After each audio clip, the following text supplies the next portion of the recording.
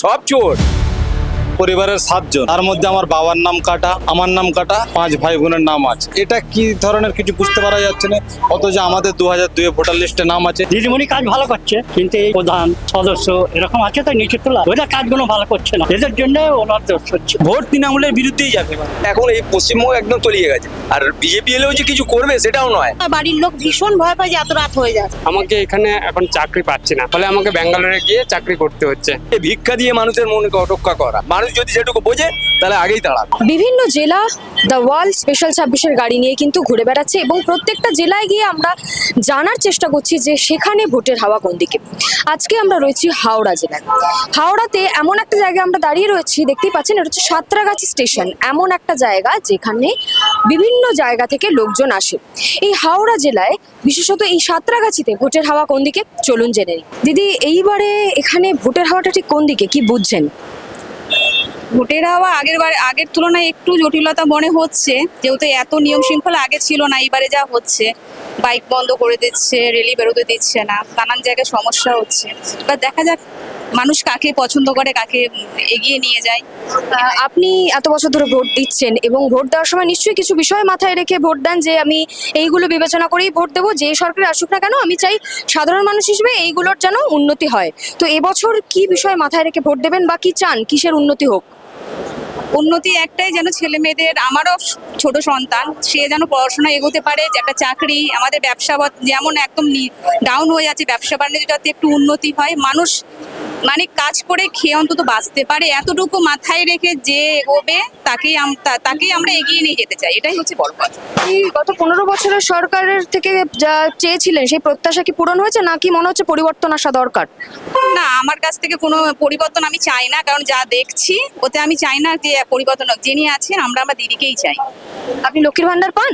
অবশ্যই লক্ষ্মী ভান্ডার পাই বলে এটা বললাম তা না। না না, একজন মহিলা সেটা কি উপকার হয়? হ্যাঁ, অবশ্যই উপকার হয়। তিনি আমাদেরটা নিয়ে আমাদেরকেই দিচ্ছেন, এটা বড় কথা নয়, কিন্তু তবুও সে যে ভেবেছে মহিলাদের জন্য, এটাই বড় কথা। আপনি একজন মহিলা, তাই আমি জিজ্ঞেস করছি যে রাজ্যের, বা আমি শুধু জেলা না গোটা রাজ্যের কথা বলছি, পশ্চিমবঙ্গের নারী নিরাপত্তা নিয়ে কি বলবেন? সেটা আর কি উন্নত হওয়া দরকার আরো? নারী নিরাপত্তার জন্য একটু উন্নত হওয়া দরকার। আসলে এখানকার মানুষ, সব জায়গার মানুষই খারাপ। আমরা নিজেদেরই আমাদের জটিল মনের ভাবনা চিন্তাটা এত নিচের দিকে নামিয়ে দিচ্ছি, যার জন্য এটা আমাদের প্রবলেম হচ্ছে। আমরা ভাবি পুলিশ খারাপ, ডাক্তার খারাপ। একটু চিন্তা ভাবনা যদি আমরা নিজেরটা পাল্টাতে পারি, তাহলে দেখবো আমরা সবটাই ভালো। এখন এই পশ্চিমবঙ্গ একদম তলিয়ে গেছে। আর বিজেপি এলেও যে কিছু করবে সেটাও নয়। এটা 100% সব চোর, সোজা কথা, সব চোর। এই যে বলছে যে পরিবর্তন দরকার, পরিবর্তন একটা হলেও ভালো, যদি কিছু হয়। এই যে আমরা রাজ্য সরকারের কর্মচারী, স্কুল টিচার ছিলাম, এখন আমরা পেনশন পাচ্ছি অল্প টাকা, আমাদের দিচ্ছে না, আপনার ডিএ দিচ্ছে না, তাহলে কি করবেন? কিছু করার আছে? তো ডিএ মামলাটা, বকেয়া দিয়ে যে বললো যে কিচ্ছু দেবে না। দিদিমণি পুরোপুরি বলে দিয়েছে ও দেবে না কোনোদিন। বিজেপি এলেও বলছে দেবে কিনা তার ঠিক নেই, কারণ কত একজনের অন্তত কিছু না হলে 8-10 লাখ টাকা করে পেন্ডিং আছে, যারা পেনশন হোল্ডার। আর তারপরে তো যারা সার্ভিস করছে তাদের কথা আলাদা। কর্মসংস্থানের কি হাল? কর্মসংস্থা তো দেখতেই পাচ্ছেন, কিছুই নেই। কি হবে? ওই বিড়ি বেচবে, আর ওই ফুচকা আলু কাবলি বেচবে, আর তেলে ভাজে বেচবে, এই করবে। আর কি করবে? কর্মসংস্থান আর কি? রাজ্য সরকার নতুন ভাতা চালু করেছে, যুবসাথী, 1,500 টাকা করে দেওয়া। ভিক্ষা দিয়ে মানুষের মনকে রক্ষা করা, ভিক্ষা দিয়ে, আর কিছু না। মানুষ যদি সেটুকু বোঝে তাহলে আগেই দাঁড়াবে। এটা ঠিক নয়। মানুষগুলোকে একেবারে মানে তলানিতে ফেলে দিয়েছে। যে বাংলায় এত বড় ঘটনা ঘটলো, এসআইআর, এত জনের নাম বাদ, এখানে তো কিছু প্রকৃত ভোটারেরও নাম বাদ গেছে, তাহলে তাদের ভোটটা নিয়ে কি বলবেন? কি হবে তাদের ভোটটা? সেটা দেখুন, সেটা আমাদের বলার কোনো রাস্তা নেই, কারণ হচ্ছে যে সেটা ফ্রম দ্য ভেরি বিগিনিং আমাদের রাজ্য সরকার কোঅপারেট করেনি। কোঅপারেট করলে হয়তো এত জিনিসটা এরকম গিয়ে না। কাজেই সেটার দিক থেকে বলার কিছু নেই। ওইটা তো অন্যায় হয়েছে, যেটুকু হয়েছে ওটুকু অন্যায় হয়েছে।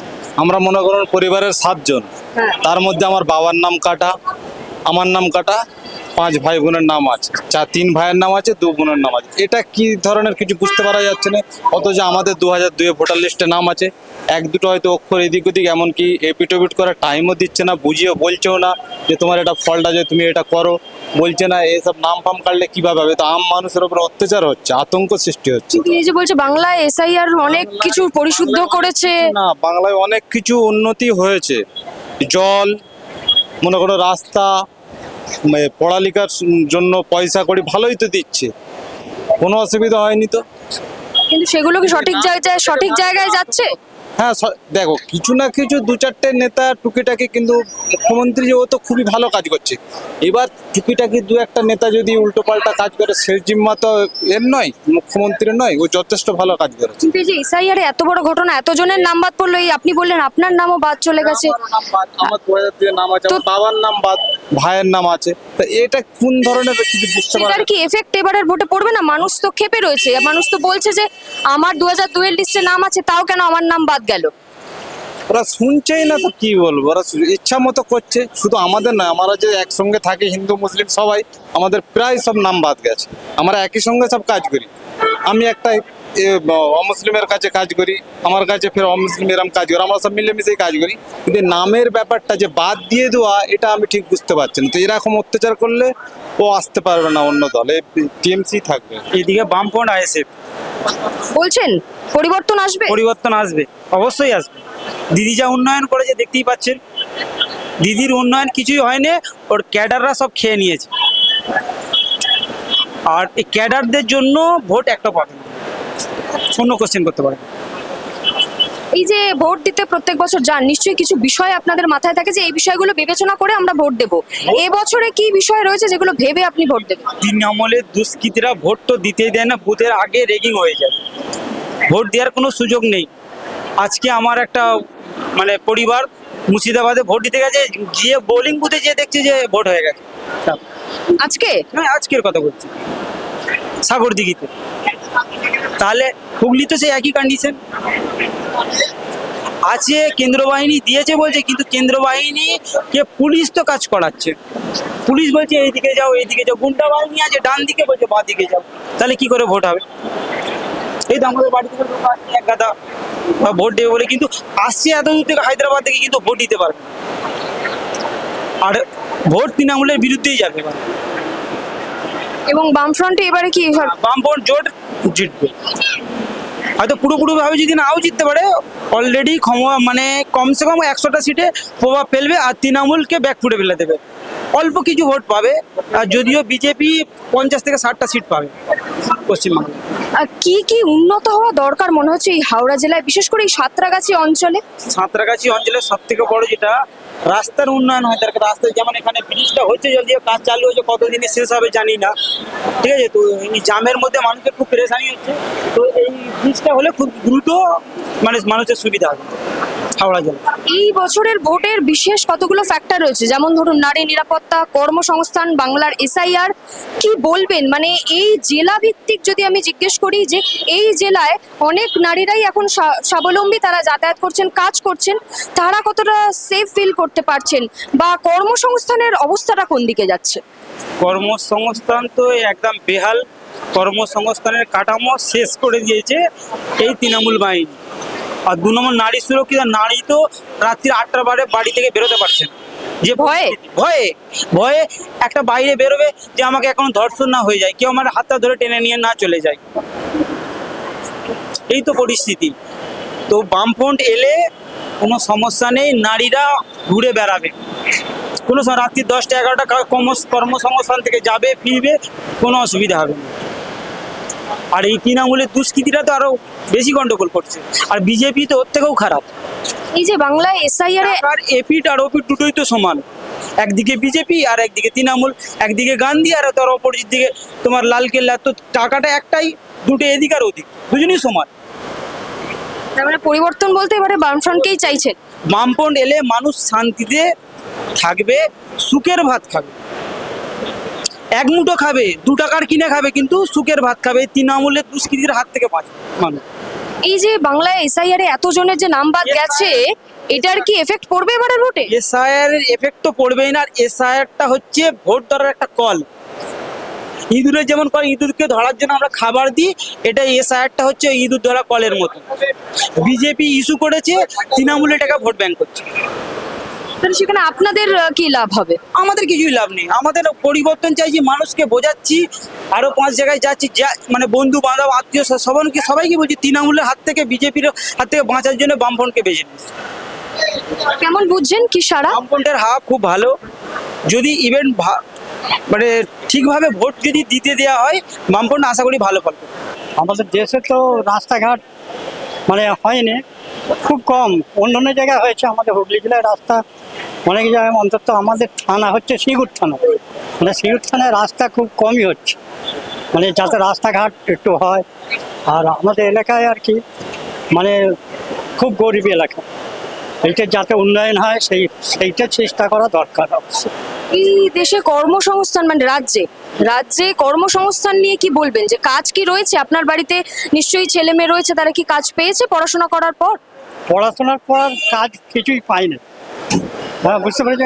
লোকাল কাজ এমনি পরের মানে জায়গায় কি পরের মানে যে কোনো হয়তো সরকারি কাজ পাই না, তো মানে তখন লেখাপড়াই ভালো শিখতে পারে না, এমনি হয়তো মানে ওই মানে স্কুল ফাইনাল দিয়েছে, স্কুল ফাইনাল দিয়ে তো আর চাকরি পাওয়া যাবে না, এমনি ওই মানে পরের যেমন হয়তো কোনো আরো এইসব জন্য কাজ করে, মানে অন্য ভাষায় কাজ করা হয়, মানে রোজগুন্ডা ওরা করে আর কি ছেলেরা। কেউ চাষে খাটে, আমি তো চাষে খাটি, কিন্তু চাষে আর পাচ্ছি না, আমার বয়স 60 বছর হয়ে গেছে, এখনো কাজ করতে পারি না। জমি মোটামুটি আপনি কৃষক ভাতা পান না? কৃষক ভাতা বলতে ওই কৃষক বন্ধু পায়। কৃষক বন্ধু হ্যাঁ। উপকার হয়? হ্যাঁ, উপকার হয়। আপনার বাড়িতে মেয়ে নিশ্চয়ই রয়েছে, তারা কি লক্ষ্মীর ভান্ডার, মেয়ে বউ লক্ষ্মীর ভান্ডার পায়? মেয়ে বলতে আমার 3টে মেয়ের বিয়ে হয়ে গেছে, আর দুটো বৌমা আছে, মানে লক্ষ্মীর ভান্ডার 2টো বৌমা পায়। তাদের কি উপকার হচ্ছে? হ্যাঁ, উপকার হবে না?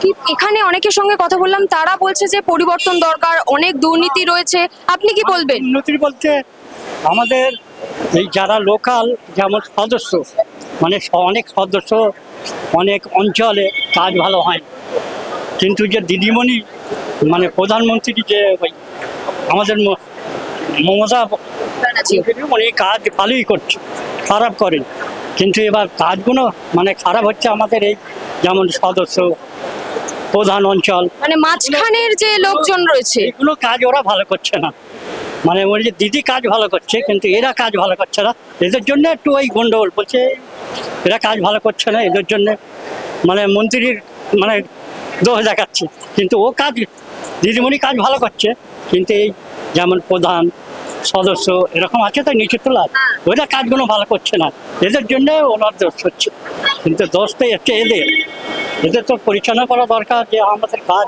কি দেশে কি চাই সেইগুলো দরকার। কি বুঝছেন হাওয়া কোন দিকে এবারে ভোটের? কিন্তু হাওয়া কি তো আমি ঠিক এখন বলতে পারছি না, যত সম্ভব মানে দিদি মনে হচ্ছে পাবে আর কি। আগে সুরক্ষা, নারীদের তো আপনারা জানেনই, কিছু বলার নেই। রাত্রিবেলা ফিরতে এখন ভীষণ ভয় লাগে।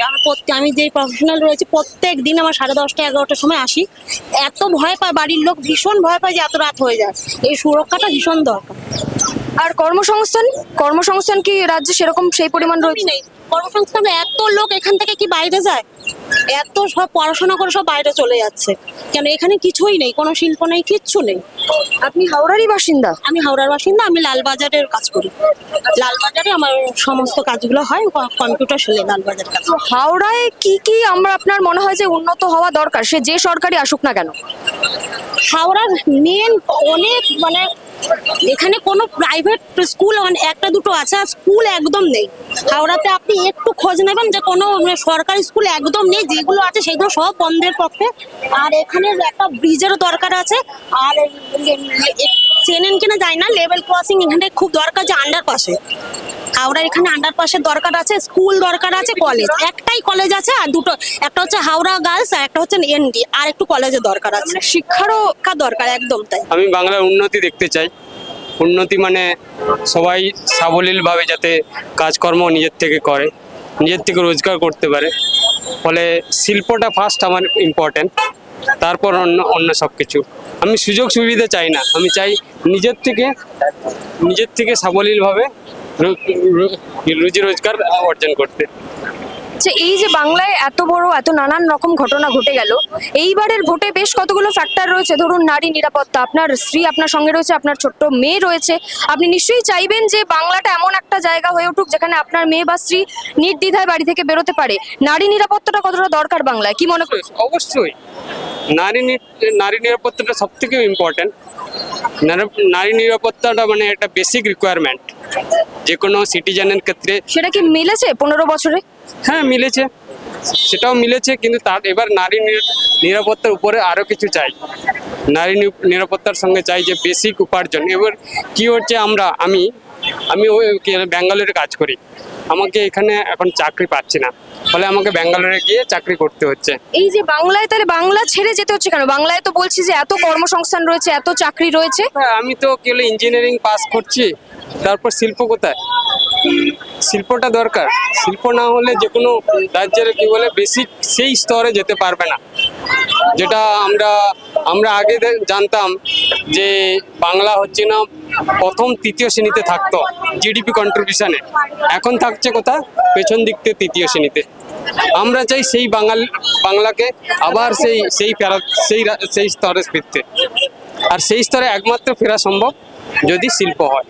শিল্প ছাড়া অবশ্যই বেসিক রিকোয়ারমেন্ট যেমন নিরাপত্তা যেমন ইম্পর্টেন্ট, তার সঙ্গে চাই রুজি রোজগার, তার সঙ্গে চাই শিল্পের উন্নতি। শিক্ষা ব্যবস্থা, আপনার মেয়ে রয়েছে, তা সে নিশ্চয়ই পড়াশোনা করছে, সে কি ব্যাঙ্গালোরেই পড়ে? হ্যাঁ, ব্যাঙ্গালোরে পড়ে, সে ব্যাঙ্গালোরে পড়ে, এখন 4র্থ শ্রেণীতে পড়ে। এখানে বাবার বাড়ি মানে এসেছি দেশে 1.5 বছর 2 বছর, কিন্তু সেরকম কিছুই উন্নতি তো নেই। না ইন্ডাস্ট্রি, বাইরে চলে যাওয়া, যার জন্য একদম না ইন্ডাস্ট্রি আছে এখানে, না এসএসসি পরীক্ষা দেওয়ার পর মানে সবাই বেকার, মানে কাউরির মানে চাকরি নেই এরকম। এমএসসি পড়ে বসে আছে, এমএ পড়ে বসে আছে, কই তাদের চাকরি? এই যে বলছে প্রচুর চাকরি রয়েছে, মানে সেই চাকরিটা কি আপনারা কি দেখতে পাচ্ছেন চোখে? একদমই নয়। আর কি বলবো? কি মনে হচ্ছে দাদা, মানে ভোটের হাওয়াটা এবারে কোন দিকে? এবারে কি পরিবর্তন আসতে পারে? সেটা দেখা যায়, আমি তো এখানে থাকি না, আমি এসছি প্রত্যেক বছর আমি এখানে আসি, সেই হাওয়াটা আমি ঠিক করে বলতে পারবো না। যারা এখানে সবসময় থাকছে তারা ঠিক করে বলতে পারে। আমি জাস্ট আজকে ভোট দিচ্ছি, চলে যাচ্ছি, যতটুকু পেপারে পড়াশোনা করি ততটুকুই জানা। আপনি তো ভোটটা দিচ্ছেন নিশ্চয়ই কিছু বিবেচনা করি, এখানকার জিনিসপত্র পড়েই তো। একটাই বিবেচনা, যাতে শিল্পের উন্নতি হয়, সেটাই জাস্ট, এর বেশি কিছু না। আর বেসিক যে রিকোয়ারমেন্ট আছে, খুব যেমন রাস্তাঘাটের খুব উন্নতি হয়েছে, কি বলে খুব নিরাপত্তা হয়েছে, কিন্তু শিক্ষার উন্নতি চাই কি বলে স্বাস্থ্যের উন্নতি চাই, শিল্পের উন্নতি। এই 3টা বিষয় খুব ইম্পর্টেন্ট আমার কাছে। আপনারা শুনলেন হাওড়া জেলার মানুষের কথা। সাধারণ মানুষ কি ভাবছে একদম সরাসরি আপনাদেরকে জানালাম হাওড়া জেলা থেকে। এখন আমরা রয়েছি সাঁতরাগাছি স্টেশনে। এবার কে থাকবে নাকি নতুন কেউ আসবে সেটা জানতে অবশ্যই আমাদের চোখ থাকবে 4 মে অর্থাৎ ফলাফলের দিন। আর আপনাদের চোখ থাকুক দ্য ওয়াল.in-এ, কারণ খবর এখন এখানে। ক্যামেরায় সৌপ্তিকের সঙ্গে আমি শ্রেয়া, দ্য ওয়াল, হাওড়া।